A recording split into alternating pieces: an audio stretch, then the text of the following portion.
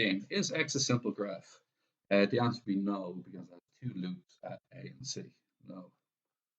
Two loops at A and C. Which of the following is a subgraph of X? Give a reason for your answer. So you're going to need this diagram. We're going to use this diagram to answer all the subsequent questions. Okay, we have it here.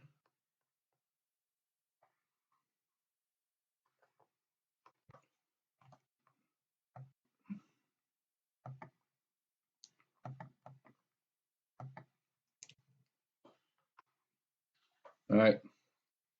Now, A. Okay.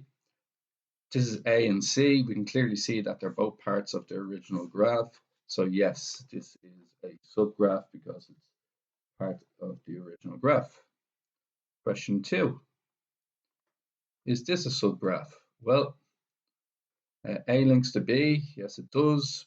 A links to C. Yes, it does. So that's side 2. B links to C. Yes, it does. Loop at A. Oh, loop at C. Well, sorry, it is a subgraph. It doesn't need all the parts. It does need some of the parts. So yes, this is a subgraph. Doesn't need all the parts, just needs some of the parts. Okay. Now let's go again. Let's go further down here. I don't think this one is because there shouldn't be a loop at B. No loop at B. Okay. And nextly it goes draw a simple subgraph of the with 3 nodes. Well, I can just do a line and I just say A, B, and C. It would be a really easy one to do. There's A, there's B, there's C. I can do any variation of that I want. I could do A to B, and I could loop around the C. Once it has all 3 nodes, and it's a subgraph, that's grand. Okay, so that's question 13 done. Okay, resume. Question 15, and here's a standard loop, or standard network. These 5 people went for a drink. The diagram shows who bought who a drink. Assuming each drink is drunk by the person for whom it was bought, answer these questions. Okay, who drank exactly 1 drink? So I could do with the do a copy of the diagram. Okay.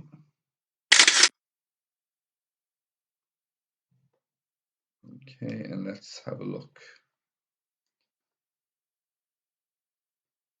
Okay, so you need an arrow coming into you to have a drink, okay? So Winifred has 2 arrows coming into him, so Winifred had 2 drinks. This person Z had 1 drink, and Yvonne only has 1 drink coming into her, so that's 1 drink. So Yvonne and that I can't pronounce. Okay, who bought 3 drinks? Well, I think Yvonne bought 3 drinks because she has 3 arrows coming over. So there's arrow 1, arrow 2, and arrow 3. She has 3 arrows leaving her. So that means she bought 3 drinks. So that's Yvonne. How many drinks did Mike drink?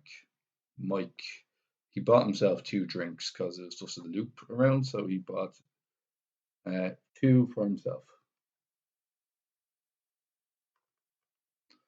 Who didn't drink at all? Vivian. She has nothing coming in or nothing coming out. So that'd be Vivian.